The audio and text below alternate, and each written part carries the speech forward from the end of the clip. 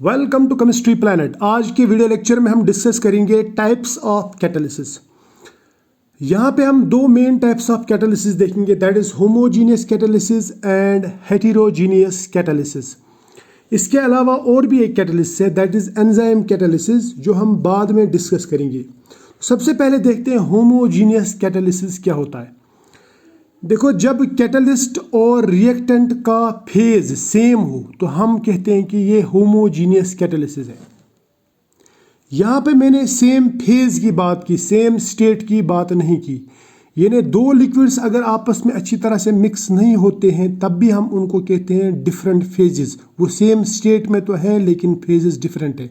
लेकिन गैसेस हमेशा एक ही फेज बनाते हैं, उनके बीच में कोई बाउंड्री नहीं रहती है, वो डिस्टिंक्ट नहीं रहते एक दूसरे से, उनको हम फिजिकली इजीली सेपरेट नहीं कर सकते। इसलिए हम उनको कहते हैं कि गैसेस जितने भी हैं वो एक ही फेज में रहते हैं।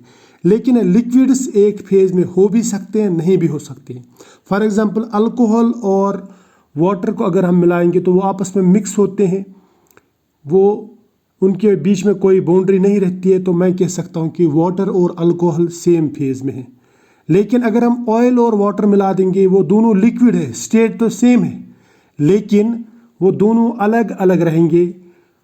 ऑयल की अलग बाउंड्री रहेगी, उसका अलग, वो अलग रहेगा, सेपरेट रहेगा, और वाटर सेपरेट रहेगा, और दोनों के बीच में एक डिस्टिंक्ट बाउंड्री रहेगी। तो मैं कह सकता हूँ ऑयल एंड वाटर जो है वो डिफरेंट फेजेस है। इसी तरह से अगर आप बात करेंगे आइस की और स्नो की, आइस और स्नो दोनों वाटर है, सॉलिड स्टेट ऑफ वाटर है, लेकिन स्नो वाइट रहता है और जो आइस रहता है वो ट्रांसपेरेंट रहता है। वो बिल्कुल अलग अलग दिखते हैं। वो सेम सब्सटेंस है, सेम स्टेट है, यानी सॉलिड स्टेट है, लेकिन फेजेस अलग अलग है। इसलिए आपको ये ध्यान रखना है कि यहाँ पे जब आप कैटालिसिस की बात करेंगे, होमोजीनियस कैटालिसिस उस कैटालिसिस को कहते हैं जहाँ पे कैटलिस्ट और रिएक्टेंट्स एक ही फेज में हो। एक ही स्टेट की बात नहीं कर रहा हूँ मैं, एक ही फेज में हूँ।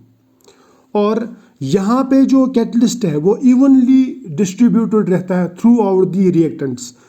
इसमें कुछ एग्जाम्पल्स लेंगे हम। फॉर एग्जाम्पल, अगर मैं SO2 का ऑक्सीडेशन कराता हूँ, वो बनाता है SO3 गैस।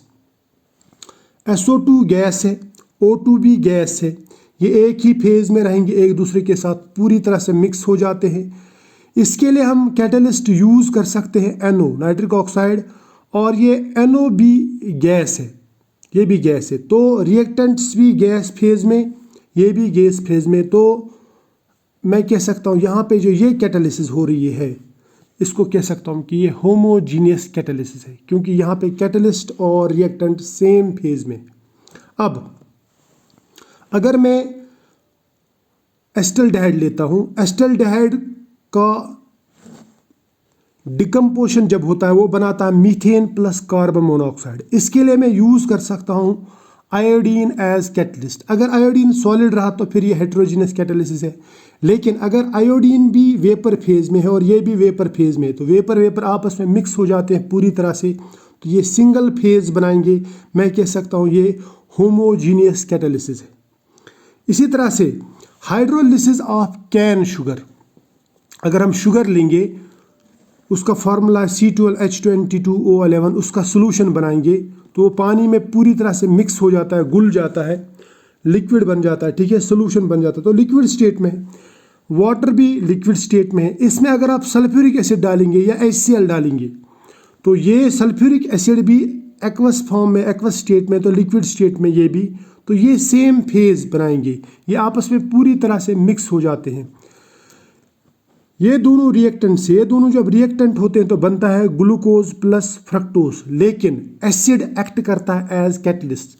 अब यहाँ पे आप देखो, एसिड, वाटर और ये सोल्यूशन, शुगर सोल्यूशन, ये तीनों के तीनों एक ही फेज में है। तो मैं ये कह सकता हूँ कि reactants as well as catalyst they are in the same phase, इसलिए हम इसको कह सकते हैं होमोजीनियस कैटालिसिस।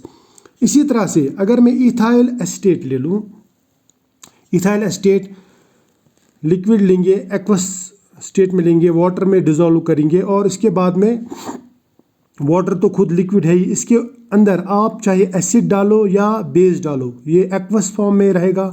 तो मैं बोलूँगा फिर ये भी एक्वस है, लिक्विड है, ये भी लिक्विड है, ये भी लिक्विड है, और पूरी तरह से ये सभी के सभी मिक्स भी हुए हैं। यानी रिएक्टेंट्स भी लिक्विड है और कैटलिस्ट भी लिक्विड है और पूरी तरह से ये मिक्स भी हुए हैं। तो मैं कह सकता हूँ कि ये होमोजीनियस कैटालिसिस है। क्या है ये? Homogeneous catalysis. अब देखते हैं हेटेरोजीनियस कैटालिसिस क्या होता है। देखो, हेटेरोजीनियस कैटालिसिस में फेज डिफरेंट होना चाहिए। स्टेट चाहे सेम भी हो तब भी चलेगा, फेज डिफरेंट होना चाहिए। यानी कैटलिस्ट और रिएक्टेंट्स बिल्कुल डिस्टिंक्ट दिखने चाहिए, अलग अलग दिखने चाहिए, तब मैं कह सकता हूँ कि ये हेटेरोजीनियस कैटलिस्ट है। यानी when catalyst is in different phase then reactants, तो हम उस कैटलिस्ट को कहते हैं हेटेरोजीनियस कैटालिसिस। हेटेरोजीनियस कैटालिसिस में जो मोस्ट इंपॉर्टेंट कैटालिस्ट्स रहते हैं वो रहते हैं सॉलिड कैटालिस्ट्स, और सॉलिड कैटलिस्ट की सरफेस पे रिएक्शन हो जाती है, इसलिए हम इस हेटेरोजीनियस कैटालिस्ट को कहते हैं कॉन्टैक्ट कैटालिसिस। क्या कहते हैं? Contact catalysis. फॉर एग्जांपल, अभी हमने एक रिएक्शन देखी होमोजीनियस कैटालिसिस में, SO2 + O2 गिव्स SO3। यानी अगर हम ट्वाइस SO2 गैस लेंगे, O2 गैस लेंगे, आपस में रिएक्ट कराएंगे तो ये बनाता है twice SO3 gas, sulphur trioxide gas. इसमें आप NO भी कैटलिस्ट यानी नाइट्रिक ऑक्साइड भी कैटलिस्ट यूज़ कर सकते हैं, या आप इसमें V2O5 जो एक सॉलिड कैटलिस्ट है ये भी यूज़ कर सकते हैं। सॉलिड इन गैसेस से बिल्कुल ही डिस्टिंक्ट है, अलग दिखता है, तो मैं ये कह सकता हूँ कि ये एक हेटेरोजीनियस कैटलिस्ट है। ये इनके लिए हेटेरोजीनियस कैटलिस्ट है, और इस कैटालिसिस को बोल सकता हूँ ये हेटेरोजीनियस कैटालिसिस है। इसी तरह से हैबर्स प्रोसेस में हम नाइट्रोजन गैस को हाइड्रोजन गैस के साथ रिएक्ट कराते हैं तो वो बनाता है अमोनिया गैस। अब यहाँ पे देखो, यहाँ पे रिएक्टेंट्स गैसियस स्टेट में है, लेकिन इसमें जो कैटलिस्ट यूज़ होता है वो होता है आयरन, वो भी सॉलिड फॉर्म में। तो आयरन इज सॉलिड कैटलिस्ट। तो ये आयरन इन गैसेस से बिल्कुल डिस्टिंक्ट है, इनके साथ में मिक्स नहीं होता। तो मैं ये कह सकता हूँ ये जो कैटालिसिस है ये हेटेरोजीनियस कैटालिसिस है।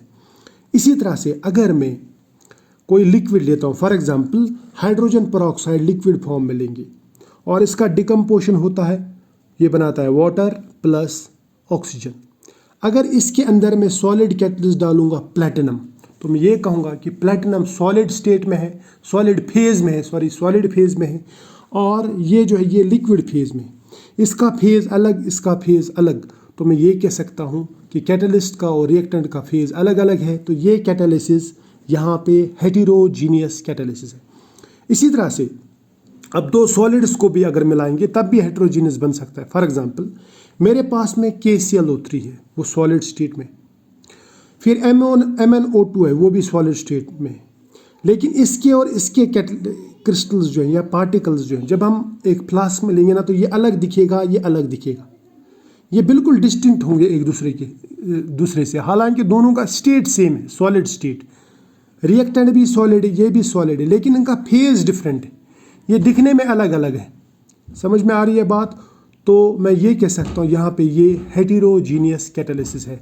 KClO3 जब डिकम्पोज होता है वो बनाता है KCl + thrice O2 upon heating, लेकिन जब हम इसमें MnO2 डालते हैं सॉलिड कैटलिस्ट तो ये रिएक्शन बहुत ही फास्ट हो जाती है। और यहाँ पे ये जो कैटलिस्ट है ये भी सॉलिड है, ये भी सॉलिड है, लेकिन इन दोनों के फेजेस अलग अलग हैं, ये दिखने में अलग अलग हैं। तो मैं ये कह सकता हूँ दीज आर 2 डिफरेंट फेजेस। यहाँ पे कैटलिस्ट का फेज और रिएक्टेंट का फेज अलग अलग है, इसलिए हम इसको कह सकते हैं कि ये हेटेरोजीनियस कैटालिसिस है।